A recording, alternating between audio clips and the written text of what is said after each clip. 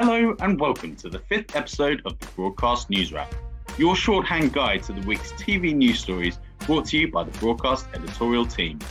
I'm Broadcast International Editor John Elmes, and on this week's show I'm joined by Senior Reporter Max Goldbart and another Newswrap debutant, Jonathan Broughton, Lead Analyst at Broadcast Research and Analysis arm, Broadcast Intelligence. Hitting the headlines this week, the BBC sprang a surprise on the industry when it emerged that the corporation was mulling the linear return of digital channel BBC3. Max will be teasing out the ramifications of this eyebrow-raising move, the key part of the corporation's annual plan published on the 20th of May. In another eye-opening story, Jonathan will be discussing the departure of Disney streaming chief Kevin Mayer for popular video app TikTok, and what that means for the international streaming landscape. And a special addition to the podcast, we have an interview which Max has done with the film and TV charity chief executive Alex Pumphrey as part of Mental Health Awareness Week. All that plus the ever popular What We're Watching on today's Broadcast Newswrap. Hey Max, how's it going? Welcome back. Brilliant to be here, John. Last week I was hosting, but this week I'm in the guest chair. Indeed. I've gone from John Humphreys to guest in one fell swoop. Crazy times. Absolutely. And this is an absolute pleasure. JB, Jonathan. Good morning, Broughton, John. Welcome to the podcast. It's an absolute pleasure to be here. My inaugural podcast.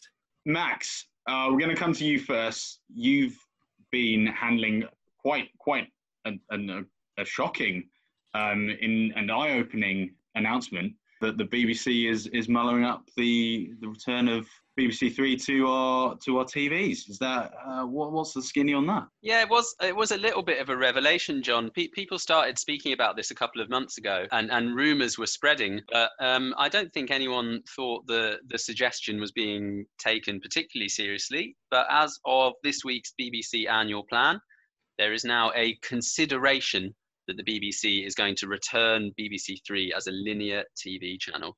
Because as we know, all 18-year-olds sit down in front of their TV at 9:30 p.m. So that's really going to satisfy that appetite. So I've been having a little think and speaking to people about just why the BBC might be doing this. And I think a couple of things have emerged. First of all, there is undoubtedly more linear viewing at the moment. And that is because everyone is stuck indoors. And the BBC has been very keen to clock the fact that linear audiences are going up. And that's not necessarily just for 16 to 34-year-olds, but that's also for older audiences as well. And again, with a BBC3 linear channel, it's not just necessarily 16 to 34s that are going to be sitting down and watching. But on a secondary basis, there has always been this issue. BBC3 was taken online in 2016. It was rubber stamped in 2014, the decision. It was one of Tony Hall's first moves as DG. And since it was taken online only, there has just been a consideration that BBC3 has lost that brand and it's lost that marketing push. So even beyond the overnights and beyond the linear viewing, returning BBC3 to being a linear channel would at least hand it that brand back almost that it is so desperate for. And the return, the channel is being paired with a doubling of budget. So BBC3's budget will return to £80 million, which is ironically in line with what it was spending in 2016. So we could be in a situation in a few months' time where, in the fine words of our former Prime Minister Theresa May, nothing has changed. Max, you mentioned some of the positives that could see BBC3 moving back into a linear schedule. Is it been wholly supported? I've seen various people supporting the move on Twitter, but are there people who are thinking this is a bit of a misstep by the BBC? I think for the aforementioned discussion of the brand, it's a good move. The BBC desperately needs to be seen to getting to grips with the young audience's question.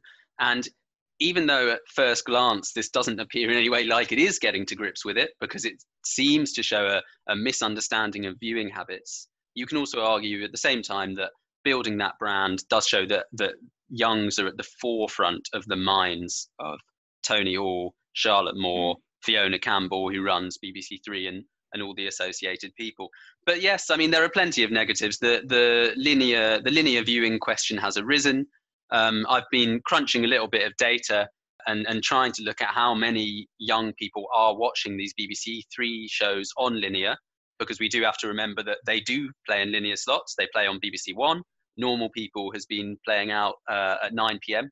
on BBC One back to back.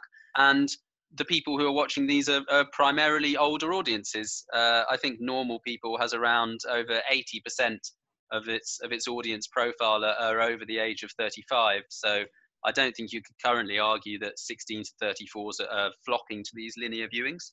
And that's been raised to me a couple of times. And then at the same time, the budget rises to £80 million, but reinstating a linear channel in itself can be quite expensive.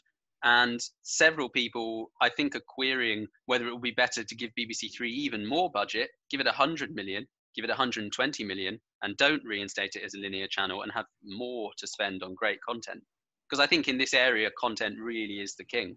And what they want to do is just look to commission shows that skew young for sure, but are also just really appealing to all ages, as the aforementioned Normal People certainly is. Yeah, I think the emergence of Normal People as a brilliant piece of programming, which everyone has loved, both on linear and in its digital, BBC3's digital space, which sits in the iPlayer realm. But again, that a great piece of programming does not translate to a successful linear proposition. So the BBC, I feel, have nailed programming and content for those younger audiences. I mean, Normal People is a wonderful example. And some of their other stuff, you know, the BBC3 material has been great. But of course, making good programming is different from attracting audiences back to a viewing habit that has largely disappeared for youth. I wondered if we could get your input quickly, Jonathan, seeing as you are research and analysis guru. Thoughts have you had on this move? Yeah, my first thought harked back to when BBC was originally, well, BBC3 was originally taken off air, and I was working at a little media boutique called Screen Digest at the time, and I wrote quite an angry piece, I would have thought, because I felt that, you know, as many did in the sort of community, this was kind of diminishing the importance of kind of the younger audience at the time, and it was endemic of a lot of criticism that was being thrown at the BBC at the time, which was essentially saying, you know, they didn't care about younger audiences, they weren't catering to them. So what I can say is that, you know, regardless of whether it's a particularly effective method of, you know, catering to those audiences, you know, it is a step in the right direction. It's really positive. It gives prominence to, you know, audiences which are, you know, not necessarily normally associated with BBC One and BBC Two. I think the other thing to bear in mind is BBC3, when it was a linear channel, not only sort of over-indexed with younger audiences, it also over-indexed with the BAME community. And reinstating that, you know, outside of age demographics, for example, I think is hugely important. Whether it works or not, I don't think is that important. I think the point is it's actually fairly progressive, and I'd love to see, you know, the BBC doing more steps, trying things out rather than, you know, outright succeeding. Certainly, as an experiment, I really hope it works out, and I think it's hugely positive. Yeah, I think that's a very important point to make. We are often told that the TV landscape is risk averse, particularly where, you know, you have a public service remit and you're having to do lots and lots of things to cater for a lot of audiences. And the BBC has been in particular perhaps drawn over the coals by certain, you know, commentators in the past and regulating bodies for its kind of output for certain demographics. So you make a fantastic point there. The move of BBC3 onto a linear has also had a knock-on effect. It's part of the BBC's annual plan that was published on Wednesday. That's Wednesday, the 20th of May. We're recording on the 21st of May. Apart from that announcement, what are the other things that have caught your eye in relation to this startling news of BBC3 going on to linear? Yeah, there are a couple of things in the annual plan. The annual plan tends to be less revelatory than the annual report, which comes out in July. But what the annual plan does do is sort of set out what the BBC's key priorities are for the upcoming 12 months. Other key takeaways is a move to consider a global SVOD for BBC4, which sort of solved some missing pieces of a jigsaw puzzle, which the TV trade world had over that mysterious move for BBC4 channel editor Cassian Harrison to BBC Studios Global division. So Harrison has moved on a 9-month attachment, and he's mostly overseeing commissioning for BBC Studios Global channels. But what's become quite clear now, and we ran a piece this morning, is that Cassian will also be scouting out the opportunities for a non-UK BBC4 SVOD. So it could be that maybe in a year or two's time, viewers in the US, for example, who are big fans of BBC4's content, will be able to pay to get the best of that content. And that is part of what Cassian's doing. BBC4 is still a linear channel, and the BBC is insisting that it will be held up. We will see what the next Director General decides. But in the interim, Patrick Holland at BBC2 will begin to start taking BBC4's best shows and putting them on BBC2. For me, they seem to be clearing a path for a merger between the two channels, and I think it will be a perfectly good move. I don't see any reason why a BBC2 viewer wouldn't be keen to see the best of BBC4 on a Tuesday night, for example. Something else I thought was just a more general pointing to the fact that the BBC will be spending less on originals over probably the coming couple of years. There are still really bad budgetary constraints. The BBC is attempting to save £125 million due to various impacts of coronavirus. So it looks like negotiations are now taking place with Ofcom to try and loosen what can sometimes be quite stringent programming quotas. And a lot of this revolves around first-run origination. So I think what we'll be seeing soon is less first-run originals from the BBC as a whole. They've cut their content budget for the next year from 1.6 billion to 1.48 billion, so a small cut, and that was clear in the annual plan. There is a bit of a sort of bigger but less vibe that I think I took away from it. And JB, Jonathan, you've been brought on largely to speak about a story that I wrote earlier this week. It was perhaps another surprise, story in terms of the context of the landscape, because no one necessarily was expecting it anytime soon. But we're discussing the departure of Disney's streaming chief, Kevin Mayer, to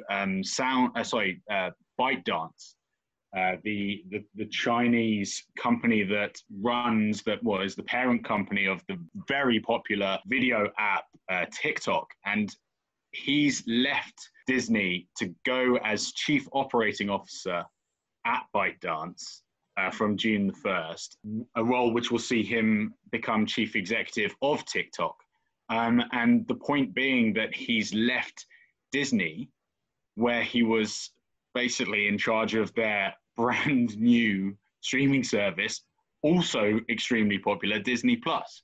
Now, I just want to get your perspective on this. Was quite a major move. I mean, it is a major move. Yeah, it's a fascinating move, I have to say. There are so many angles on this. But firstly, I want to talk a little bit about companies like TikTok or like ByteDance.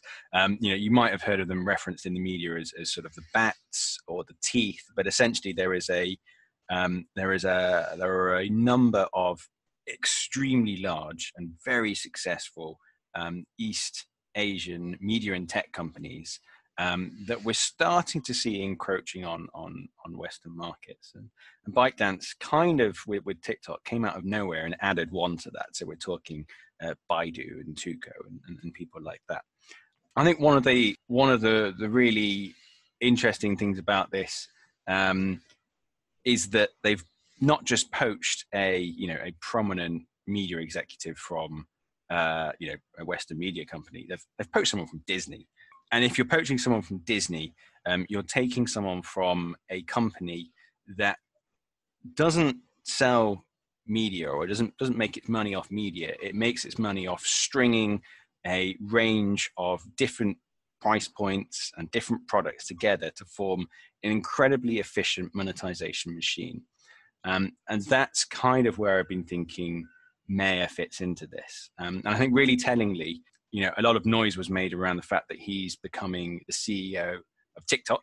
And of course, that's important. But he's also becoming the COO of ByteDance at the same time. And it's an operational capacity that he'll be, or an operational role he'll be taking at ByteDance that I find really fascinating about this. So for a bit of background, ByteDance looks like a baby Google of the 21st century. It's not just a teen UGC app. It is advanced search capabilities. It is AI software that writes news pieces. It is subscription music streaming. So it's got a lot of disparate parts. So my thought on it on why Mayer, why have they gone after Mayer, is they've got someone who's got experience of working in Western markets, so big tick there. And even more importantly, someone who understands how to pull disparate modules together and fit them together to provide a really efficient monetization machine. Yeah, I mean, there's also an element of this that as you mentioned it, by taking someone as prominent as Kevin Mayer has been in recent weeks, in recent months, because of the successful rollout of Disney Plus, and bringing him over to that, they ByteDance become more of a thing in the markets, the mature media markets that we have.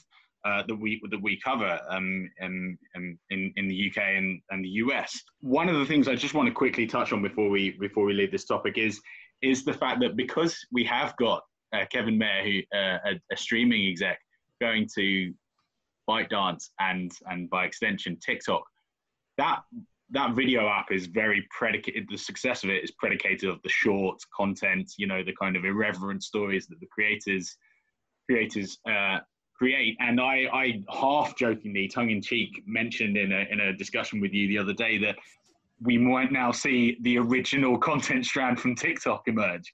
Are we too early to think that he might try and instigate something like that, and they can join the likes of Instagram and Snapchat and all those short form?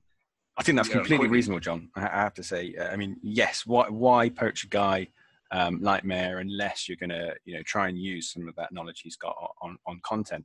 I'd say even further supporting that, why have the other players of this ilk got into original content is because their audiences, not to be too disparaging of the younger generation, I wouldn't want to do that, but they're a little bit fickle. We know they're very happy to move on to the next big entertaining thing as soon as it occurs.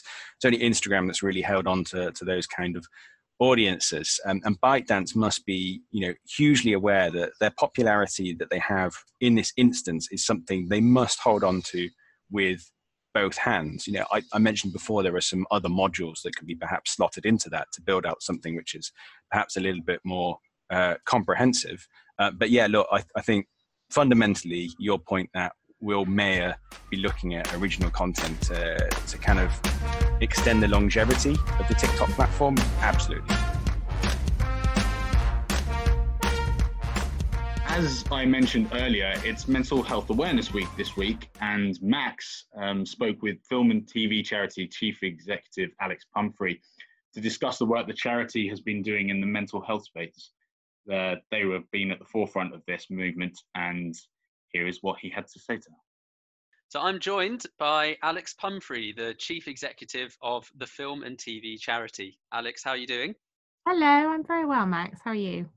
Good, yeah, not too bad. Not too bad. Surviving Good. as it is. How's your lockdown been?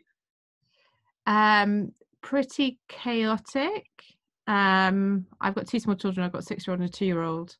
So the combination of childcare and homeschooling and trying to do a fair amount of work is a problem without a solution, I think. Well, we at Broadcast have been super impressed by the work of the charity over the past couple of months, pivoting towards helping those people hit hardest by COVID-19, but also at the same time, you've continued to do some great work in the area of mental health.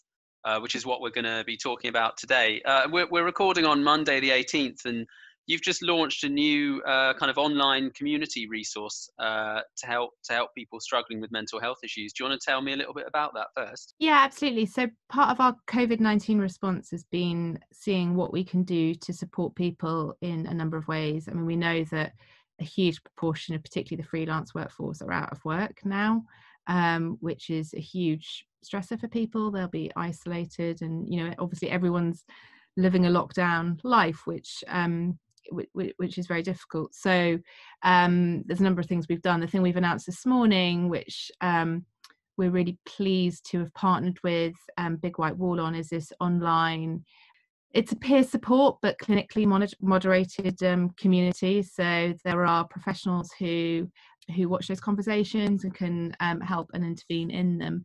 But the lovely thing about it is it is about bringing people together, helping you to help other people. And we think it's a fantastic offer. And it's the first time actually that it's been offered to a wider community like this. Normally it's offered within an organisation, and an organisation subscribes to it, but we've managed to do it in such a way with Big White Wall that we can open it up to the whole industry, so employees and freelancers as well. Good stuff.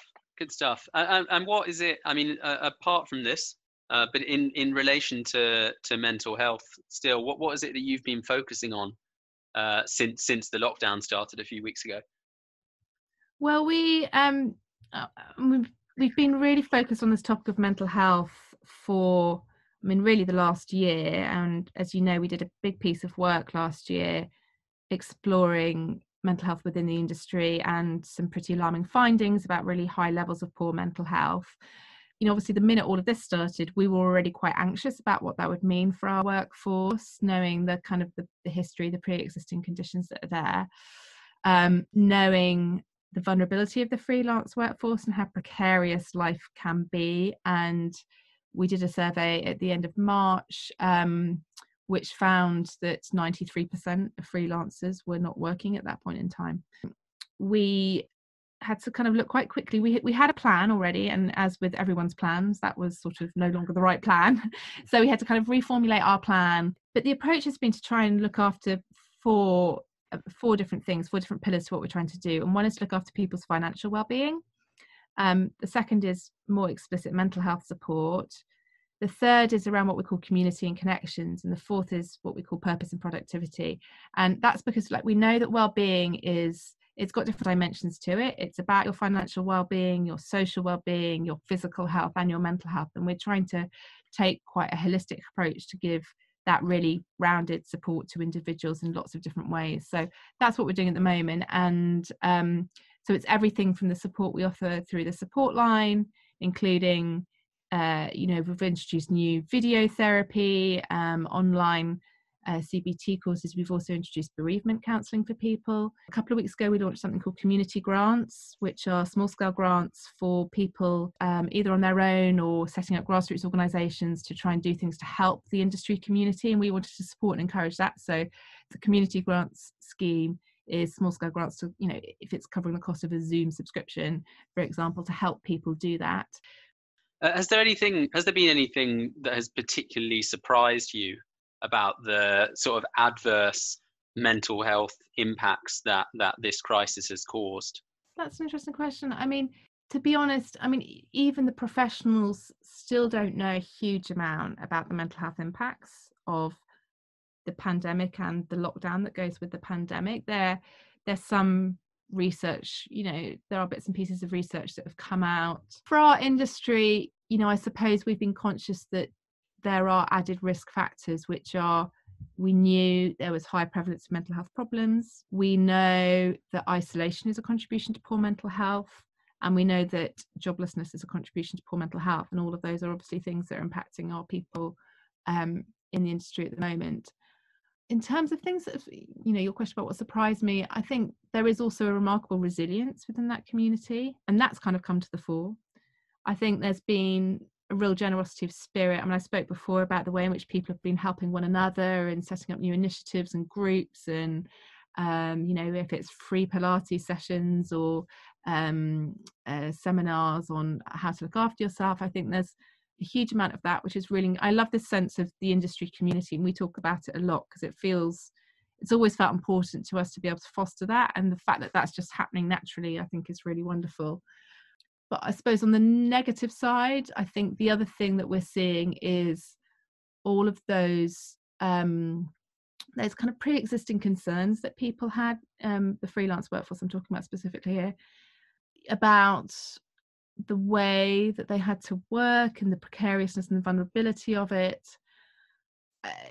Before this happened, I think, and we had a lot of that through the survey work we did last year, but before all of this unfolded, people would have been quite, I don't want to say scared, because I don't think it's a fear, I think unable to speak up about that, because there was always this very strong sense that you were looking out for your next job all the time, so you kept quiet. Whatever it was that you didn't like or went wrong or you thought was bad behavior on the last job, you just sort of keep your head down and you plow on and you'd wait for it to finish and you'd move on to the next thing.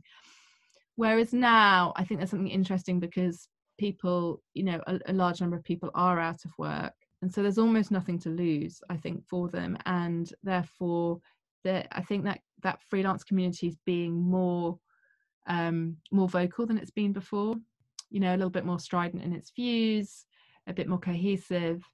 And I think it's, I do think there's a really great opportunity for us as an industry to think about how we can respond to that and how we can create a positive change in the way that we rebuild and recover from COVID-19. That could make this industry a better, more positive, more inclusive place to work. Thank you so much for coming on, Alex. It's been a real pleasure. Thank you so much, Matt. It's lovely to speak to you. Take good care. And now we come to, I think, possibly everyone's favourite part, because everyone wants to know what broadcasts think of the TV that's going on. It's what we're watching. Jonathan, since you are debutant, why don't you start? What have you been watching on TV? I've been watching Alex Pinner's new show, White Lines. For those people who are not sure who Alex Pina is, he is the creator of Money Heist, Casa de Papel, and is his new Netflix show, White Lines. What's its thrust, JB? Why is it so? Why are you enjoying it so much? It's fantastic. You can really tell that the writer is the same guy who produced the madness that is La Casa de Papel. But at the same time, you can see that he's clearly thought about his audience and perhaps toned down some of the madcap capers to some extent to suit a wider audience. When I first kind of came across it, it reminded me a little bit of the ill-fated Euro puddings that we saw kind of 20 years ago now. But I think it's been put together, more respectfully, with more thought about, who's going to be watching this. It is going off the rails. I have to say, I haven't quite finished it yet. I'm on about episode 6. And some of the capers that the people are getting up to are increasingly ridiculous. So it's feeling very Spanish right now, which is why I love it. So there's also been, on the Twitterverse, a lot of criticism of the Manchester accents from the main characters. And I feel as a Mancunian with an authentic Northern accent, I should weigh in as an expert. They're not that bad. There are a few issues, like all actors, when they have to do impassioned lines and raised voices and stuff. Some of the vowel sounds do drift a bit below Watford. But other than that, I'm definitely not offended. And to be honest, I'd like to hear more Northern accents, especially Manchester accents, on hit international series. So I'm quite pleased about it. Brilliant, fantastic. And Max, what have you been watching? I mean, this is your something like your 4th or 5th time on the podcast. You've watched a lot, had to watch a lot of TV. What's on your screens?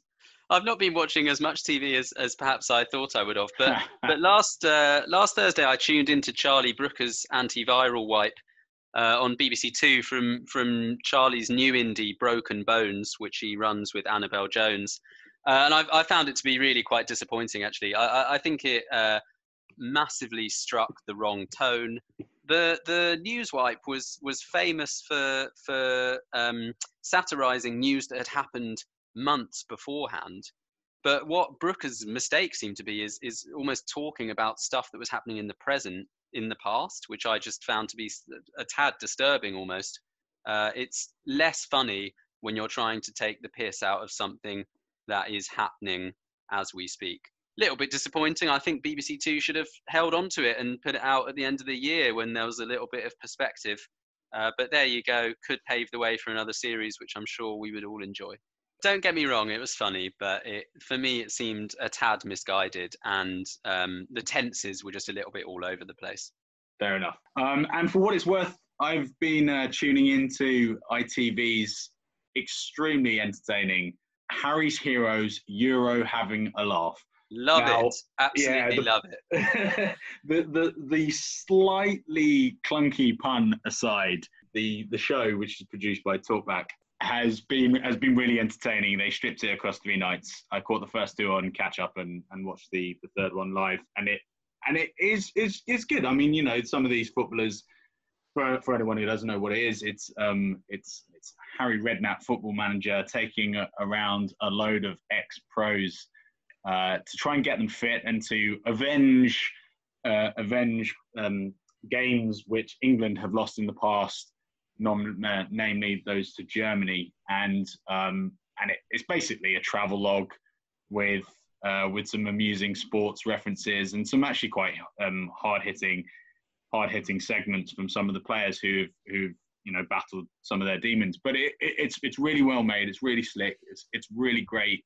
A great show to watch, and I've thoroughly enjoyed it. It made me chuckle. It made me miss live sport even more. I think this is becoming my whinge every week, is my miss of live sport. But it was top notch. I think that's a great collection of programming there. We've really covered some different kinds of shows. So thank you very much for those, gentlemen. Thank you for listening to the 5th edition of Broadcast Newswrap. Please make sure to follow us on Twitter @BroadcastNow and to check into our website broadcastnow.co.uk for more analysis. I'm International Editor John Elmes, and I've been speaking with Senior Reporter Max Goldbart and Broadcast Intelligence Lead Analyst Jonathan Broughton. Check out the podcast on Spotify and iTunes or via our website. And don't forget to tune in next week for more Newswrap as we bring news and analysis from across the television landscape. Goodbye.